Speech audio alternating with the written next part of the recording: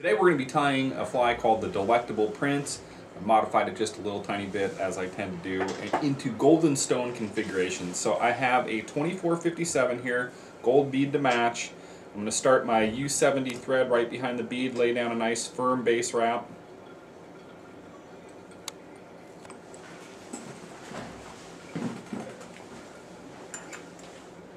Snip off my excess there.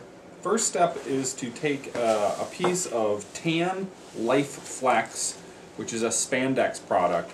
Cool thing about this is that if you tie up a dozen or so of these, or whatever number seems to fit your schedule, the rubber legs won't rot off of them. You know, how many times have you opened up your box and had silicone or round rubber legs, and they're basically so deteriorated that after a cast or two they're no longer attached. If you're anything like me, quite a few times. So this stuff is great, lasts a long time.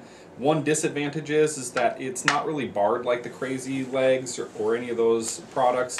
So what I've been doing is just taking a black Sharpie and putting the barring in myself. If you put a little bit of stretch in there, you can kind of control the size of those bars. Just make sure that you get it on both sides. Little segmentation, you know, I've talked about that in past videos, really goes a long way into kind of translating into realistic movement. So we'll wrap down the ends. The next thing we're going to do is we're going to take a piece of copper wire. This is brassy sized. We're just going to lay that down the shank. Nice even playing field.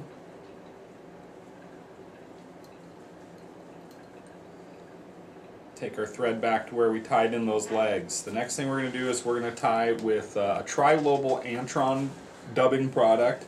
This is the STS Golden Stone.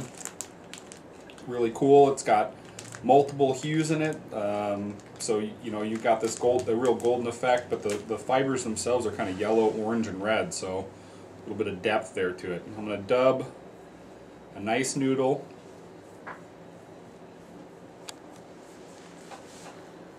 You gonna fish this fly spring, summer? I've had luck with it all year.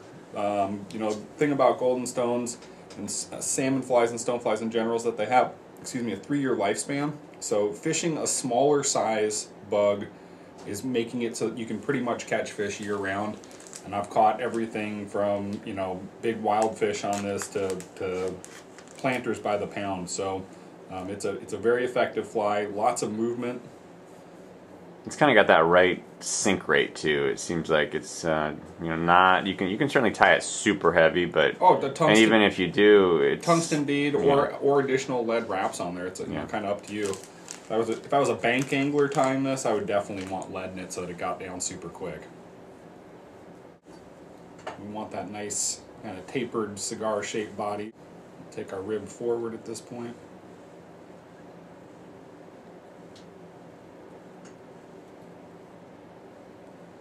It's ribbed. We'll take our thread back there to where our abdomen kind of ends and prep that for tying in the next step, which are the legs. So we'll have about 1.25 inches or so of that same Life Flex material. It's nice to kind of cut both of the legs at the same time, that way you know that they're the same once you tie them in there. I'll just tie these on both sides of the hook here.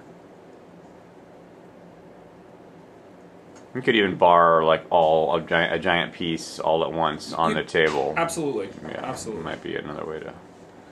Might save you a little bit of time.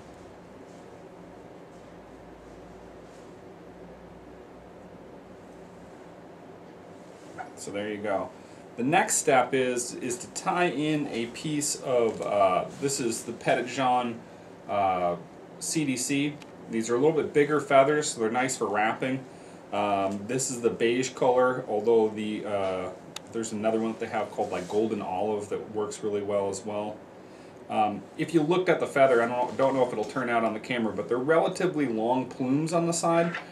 So what I've been doing is just taking my scissors and trimming down some of the longer ones so that when you wrap it, it's pretty even. We're going to tie this in by the tip, so you can just kind of separate that front. The CDC is cool because it traps some air. So you get a little bit of the air bubble pocket effect, but you also get tons of movement because they're kind of a cool little feather plume. Sort of the gills of the golden stone. Well, it could be considered gills. Could, you know, whatever it. I don't. Motion, I think, is the critical thing, and whether they think it's gills or not, I probably, but it works. So now we're going to redub here.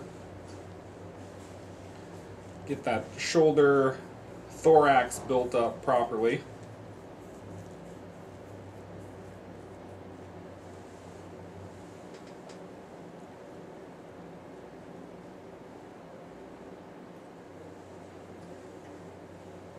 Now we'll take that CDC feather and we're just going to make a couple wraps inside the legs, and then we'll you know, essentially you're going to wrap it forward if you have enough material that you can get it up towards the head.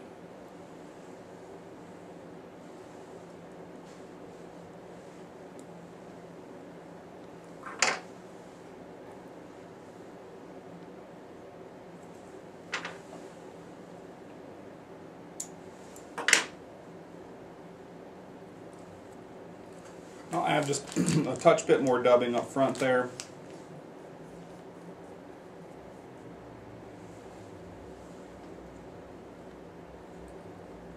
Platform. And the next thing that we're going to do, finish it off kind of in classic Prince Nymph style with a couple white biots, which interestingly enough have a natural UV reflectance. So it's part of the reason probably why most Prince Nymphs work so well.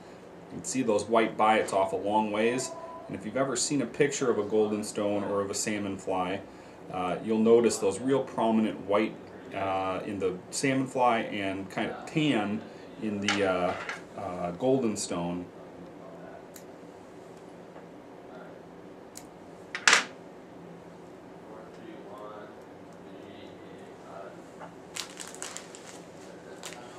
We'll finish that off again with just another little bit of dubbing to kind of help pack everything nice and homogenized up front. Not liking the way those little biots are sticking out there. So once I get all that kind of squared away, it's time to whip finish. The final step will be to do that barring process just like we did on the tail section. And I just kind of take both of those legs at the same time.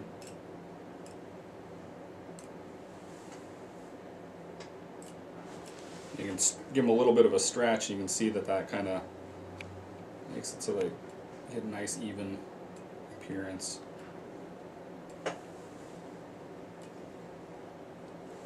There you have a completed golden delectable stone. It's one of my favorites. I hope it's one of yours too.